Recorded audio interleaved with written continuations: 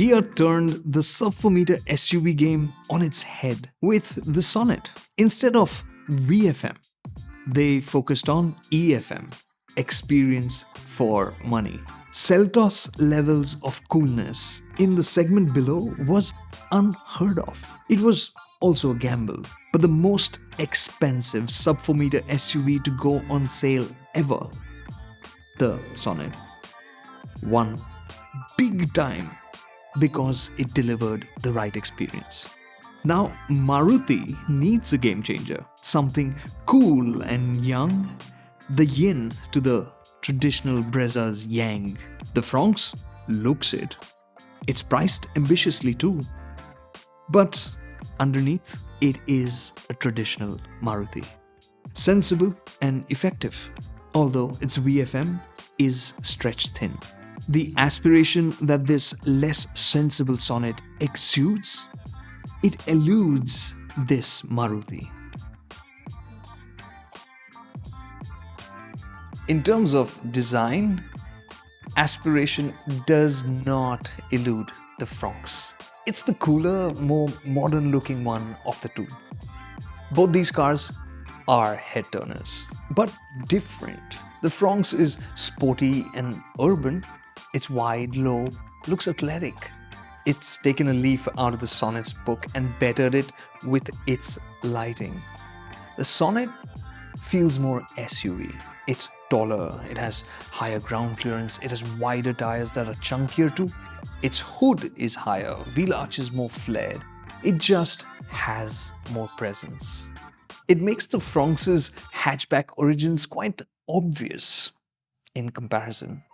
On the inside, the Fronx's X-Factor fizzles out. It feels friend zone material, solid and dependable, for which Maruti doesn't get enough credit. Their attention to detail is good. Seating position, great. Fit and finish, consistent. Storage spaces, except for the cup holders, good. But in the Fronx, experience should not have been sacrificed for utility and practicality. The cabin is no different from the Baleno. It has just the same hard or soft materials and it's just as plasticky. The color combo is perplexing though, and the seat fabrics are depressing. The Kia feels a lot more wow immediately. It's just easier to appreciate. You can see that it is trying harder. Not all the materials are better, but they look cooler. Some things are better, like the switches on the steering wheel, the digital display in the driver's instrument cluster, and the leatherette seats. It looks and feels more desirable. You sit higher and more upright in the Sonet, more chair-like. The roof is also further up above your head, which makes it feel more SUV, more enjoyable. The Fronx feels hatch-like. It isn't as airy, and you sit lower.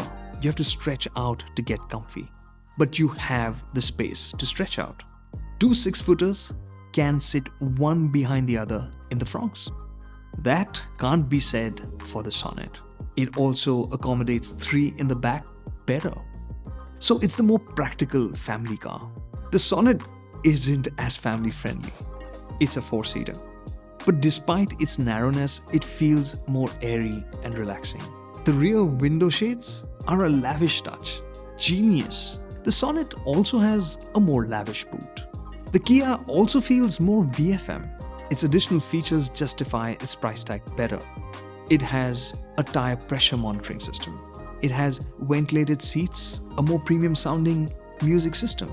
And yes, it has a sunroof too. The Fronx has a few useful extras as well, like the 360-degree camera, the UV cut glasses to help keep the cabin cool, and it has the more effective air conditioning system. The heads-up display is not a must-have in our books. Overall, justifying the Fronx's price tag is harder. Harder to believe, the new petrol engine on the Fronx is really good. Only Maruti could make a turbo petrol not exciting, yet impressive. It's all turbo, no lag, which is great for city use. It's also breezy on the highway. accelerate and it just flows. So the Maruti has traded some excitement for practicality. In its ambition and desire to impress, the Sonet has also swept a few things under the carpet, like low-speed responsiveness for the sake of more horsepower. As a result, turbo lag makes it feel dull in stop-go city traffic, and that's despite the best efforts of that fast dual-clutch transmission. The 6-speed automatic on the Fronx isn't impressive. It is quick, but it's also noisy, and at lower speeds, it doesn't feel smooth enough. It's a bit too eager. Pro tip: save yourself some money, skip the automatic. The clutch on the manual is light enough, and you'll barely have to make any gear changes. The fuel efficiency will be a bit better, and on that front, the Sonet trails the Fronx by 2 to 3 kmpl. The Sonet has traded practicality for experience. At low speeds, it will make you smile. With a more lavish cabin experience, it's smoother and quieter. Go faster. The boost from the turbo, the extra 20 horsepower, will stretch that smile wider than the Fronx can. On roads that wind, the Sonet's enthusiasm will wind you up too. Blame the sport mode. It makes the gearbox more aggressive and the acceleration more satisfying. Blame the steering. It lets you know what's happening on the road, and the grip on offer lets you just carry on. Blame the suspension. Despite being taller and a bit softer, the Sonet will roll into a corner and then just say, "I got this." Have fun. That can be trouble. The Fronx will not lead you astray. You can thank the steering. It's vague enough. Thank the engine. It's quick but not exciting. Thank the suspension. It's controlled but it still rolls gradually through corners. Traveling quick with confidence is done easily in the Fronx, but with joy, not so much. The Maruti's level-headedness is incredible. It feels like it was engineered by just one calm and mature hand. Like the engine, the suspension is neat. It doesn't get rattled over bad roads. It won't crash hard through bumps. The only catch is the automatic transmission version of the turbo petrol engine. That's heavier, so it feels stiffer and harsh at times. The Kia's suspension feels like it was engineered by many enthusiastic hands with varying levels of experience.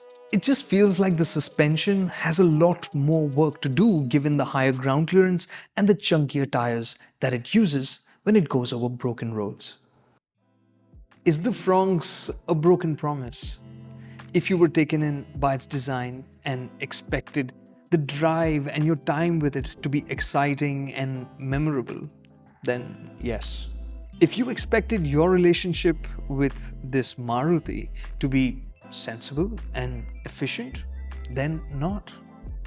But the value for money quotient of the Fronx is stretched thin with the turbo petrol engine and especially with its 6-speed automatic.